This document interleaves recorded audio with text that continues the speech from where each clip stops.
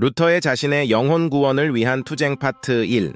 1505년 7월 17일 루터는 자신이 서원한 대로 어거스틴 수도원, 아우구스티너 에레미텐에 들어갑니다. 그런데 루터는 왜 하필이면 하고 많은 수도회 중에 이 수도원에 입단했을까요? 당시 에르푸르트는 에르푸르트 투리타, 탑이 많은 에르푸르트라고도 불리워 질만큼 도미니크 수도호회, 성프란시스 수도호회, 그리고 카르투지오 수도호회도 있었고 또 4개의 교회 재단, 가이슬리체 스티프퉁엔, 21개의 교구교회, 11개의 수도원이 있었습니다. 학자들은 이에 대해 저마다 답을 내놓고 있는데요. 예를 들어 루터의 학생 기숙사 거르겐부어제에서 어거스틴 수도원이 그리 멀리 떨어져 있지 않기 때문이다. 우연이었다.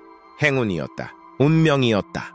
혹은 매우 엄격한 수도 생활을 표방하고 있기 때문에 금식과 고행 등 수도원을 통해서 구원을 얻고자 했던 루터에게 다른 수도원보다는 적격이었다고 판단되었기 때문이다. 또는 어거스틴 수도원의 유명세 때문이다 등등 말이지요. 하지만 대체로 공통된 의견은 수도의 신학 때문일 것으로 추정하고 있습니다. 마이어 프란시스 수도회 83. 앞서 블로그에서도 언급한 바 있지만 성 프란시스 수도원의 영향은 루터에게 인생 지침이 될 정도로 큰 역할을 하지만 이 수도회 신학이 둔스 스코투스로 대변되는 옛길, 비아 안티콰, 즉 보편이 실제한다는 실제론 위주로 흐르고 있었습니다. 따라서 에르푸르트 대학에서 이미 보편이라는 것이 실제로는 존재해 아지 않으며 사람들의 머릿속에서 안 드러낸 이름 애불과하다는 주장을 펴는 유명론자, 노미네일리스트의 길을 가고 있던 루터에게는 적합하지 않았다는 것이지요. 또한 성 프란시스 수도회에서는 학문, 특히 성서 공부에 중요성을 두고 있지 않았기 때문에 루터가 어거스틴 수도원을 선택하였으리라 학자들은 추정합니다. 클라이나이뎀, 에르프레우트 대학, 사마르케맘자, 파튜투토.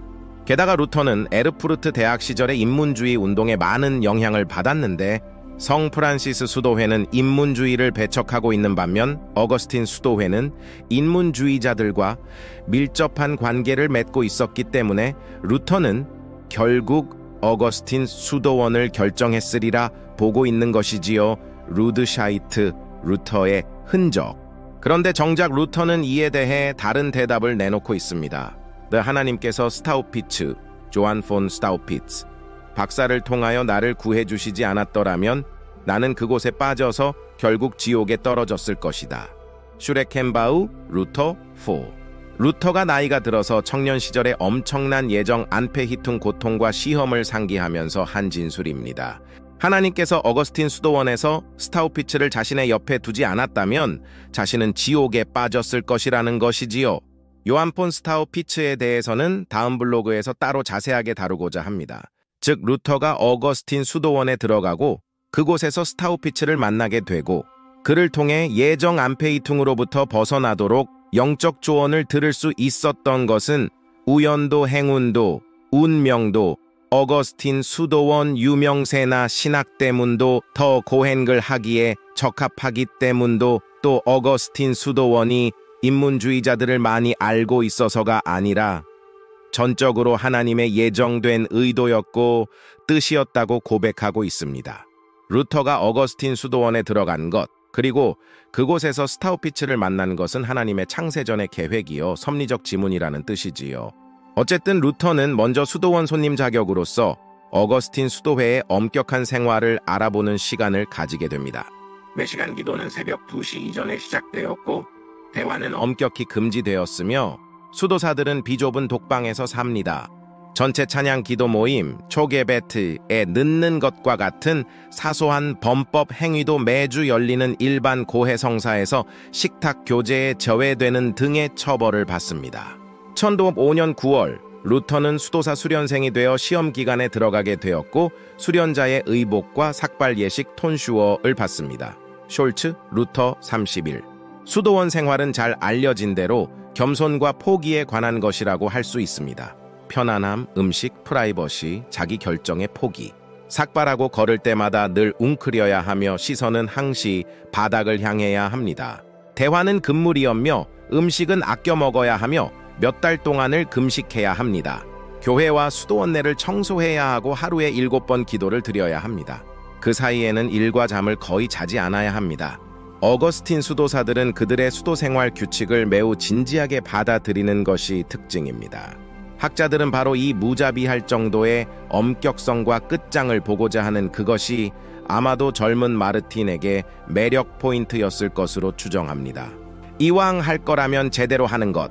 그래서 그는 수련에만 전면 몰두하고 드디어 수련을 마치고 1506년에 수도원 서약을 하게 됩니다. 서약 의식이 진행되는 동안 루터는 제단 앞에 누워 팔을 뻗고 얼굴을 바닥에 대었습니다. 공교롭게도 그 바닥에는 1428년에 사망한 어거스틴 수도회의 신학교수이자 전임 수도원장인 요하네스 자카리아가 잠들고 있었습니다. 그의 초상화를 보면 머리에 박사 베레모를 쓰고 있고 눈에 확 띄일 정도로 잘 보이는 장미꽃이 특징인데요. 왜냐고요? 그가 바로 보헤미안 신학자 얀 후스 잔 후스를 이단 혐의로 기소했던 1사리 15년 콘스탄츠 공의회에 참석하여 유일하게 교황으로부터 이 봉헌 장미를 받은 장본인이기 때문입니다. 얀 후스는 우리가 잘 알듯이 면죄부 판매가 잘못된 신앙이라고 비판하고 성서 중심의 신학을 펼쳤는데 그는 이 진리를 끝까지 철회하지 않았기 때문에 재판을 받았었지요. 요하네스 자카리아는 바로 이 이단 재판에서 주도적인 역할을 맡았고 변론을 통해 보헤미안 개혁자가 정죄를 받는데 결정적인 공헌을 하여 교황으로부터 장미꽃을 하사받았던 것이지요. 결국 후스는 이단으로 화형에 처해졌고 자카리아 박사는 후소마틱스 후스를 이긴 자로 교회 역사에 남게 된 것이지요. 바로 그 자카리아 박사가 누워있는 바닥에 루터가 서약식을 한 것입니다. 역사의 아이러니가 아닐 수 없습니다. 후스가 화형에 처해진 것이 과연 이 에르푸르트 신학자의 사주 때문이었는지는 아직 논란이 끊이지 않고 있지만 어쨌든 마르틴 루터는 훗날 후스의 죽음에 대한 책임의 일부를 이 신학자에게 돌렸다고 합니다. 수도사로서 나는 흠없는 삶을 살고 있었지만 하나님 앞에서는 여전히 불안한 양심을 가지고 있는 죄인임을 느낄 수밖에 없었고 나의 업적과 공로로는 결코 하나님이 흡족할 만큼 하나님을 화해시킬 수 있다고 믿지 못하고 있었습니다.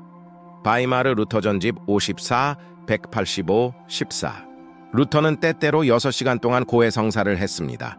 새벽 3시부터 하루에 5번씩 시편을 부르며 이른바 매시간 기도, 에스툰덴 게벳을 했습니다. 그는 금식과 철야, 고해 성사로 인해 완전히 쇠약해져 해골이 되었지만 마음의 평화를 느끼지 못했습니다. 훗날 루터는 수도원에서의 자신의 삶을 이렇게 평가합니다. 만약 수도원을 통해 천국에 가는 사람이 있었다면 나도 충분히 그곳에 갔으리라. 인용, 크레머, 한 수도사. 그는 어떻게 하면 은혜로우신 하나님을 만날 수 있을까? 즉, 어떻게 하면 최후의 심판에서 하나님 앞에 설 수 있을까? 하는 불안한 질문에서 답을 찾고 있었습니다. 로제 루터의 신학 46. 그러나 그는 이에 대한 답을 결국 찾지 못하고 우리가 잘 알듯이 절망에 빠지지요. 우울증은 더욱 심해지고 마귀의 송사로 더 괴롭힘을 받게 됩니다. 루터는 정말 진심으로 자신의 죄를 회개하고 하나님과 화해하고자 진실로 씨름했음에도 불구하고 하나님과 화해는커녕 결국 구원에 대한 절망적인 의심에 빠지고 맙니다. 1518년 루터는 고린도후서 12장 3절에 나타나는 바울의 낙원 체험과 의도적으로 대비하여 자신이 얼마 전에 겪었던 고통 경험을 다음과 같이 보고하고 있습니다. 나는 그러한 형벌, 하나님으로부터 완전히 버리움을 당하는 것에 물론 아주 짧은 기간 동안이지만 자주 고통을 당했다고 스스로 주장하는 한 남자를 알고 있습니다.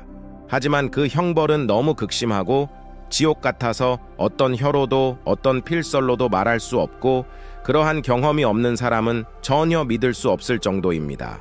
만약 그 형벌이 30분이나 10분간만 더 지속되었다면 그는 완전히 죽었을 것이고 그의 뼈는 모두 재가 되었을 것입니다. 이 형벌의 순간에 보이는 하나님은 진노하는 분이셨고 그와 함께 모든 피조물도 그렇게 보였습니다. 거기에는 어떤 탈출구도 위로도 없었고 모든 것들이 송사만 하고 있었습니다. 그런 순간에 구원받을 수 있게 되리라고 도저히 믿을 수 없다고 누군가가 말한다는 것은 그다지 이상한 일이 아닐 것입니다. 메탁사스 루터 사샤. 학자들은 루터가 겪은 이 고통을 안페이퉁, 안펙퉁이라고 칭하고 있습니다. 이 안페이퉁의 정확한 의미는 하나님으로부터 완전히 버리움을 받았다. Gotverlassenheit 라는 뜻이기보다는 하나님으로부터 창세전에 이미 영원히 버리움을 당하도록 예정되었다고 마귀가 늘 송사하기 때문에 절망하고 고통하는 의미로 보는 것이 옳다고 학자들은 말합니다. 즉 루터는 예정 안페히퉁, Predestinations Anfechting의 고통을 겪고 있었다는 것이지요. 브레히트, 루터인 80D 87. 이 고통은 루터가 겪은 가장 큰 영적 위험이었다고 학자들은 봅니다. 루터는 자신이 창세전에 이미 하나님으로부터 버림받도록 선택되었고 따라서 다시는 은혜로운 하나님을 만날 수 없다고 생각하거나 느끼고 있었다는 것이지요. 왜 루터는 이러한 예정 안페히퉁의 고통을 당했을까요? 학자들은 이에 대해 여러 대답을 내놓고 있는데요. 우연이었다. 아니다, 아버지 콤플렉스 때문이었다. 루터의 조금은 병적인 심리 상태 때문이었다 등등. 또 다른 많은 학자들은 대체로 당시의 신학이 잘못되었기 때문이라고 하는데 의견을 모으고 있습니다. 즉 중세 말기의 업적과 행위 중심의 잘못된 신학 때문이었다라는 것이지요. 루터와 동시대인들은 하나님을 자신의 노력과 열심으로 만족시켜 드려야 하는 대상으로만 생각했습니다. 행위의 의로움을 통해 하나님의 기준에 이르러야 은혜로운 하나님을 만날 수 있는 것으로 생각했기 때문입니다. 이 잘못된 교리로 인해 루터와 동시대 사람들은 구원을 위한 투쟁에서 창세전에 이미 하나님으로부터 버림받도록 예정되었다는 생각, 즉 예정 안페히퉁에 절로 빠지도록 프로그램이 되어 있었다라는 것이지요.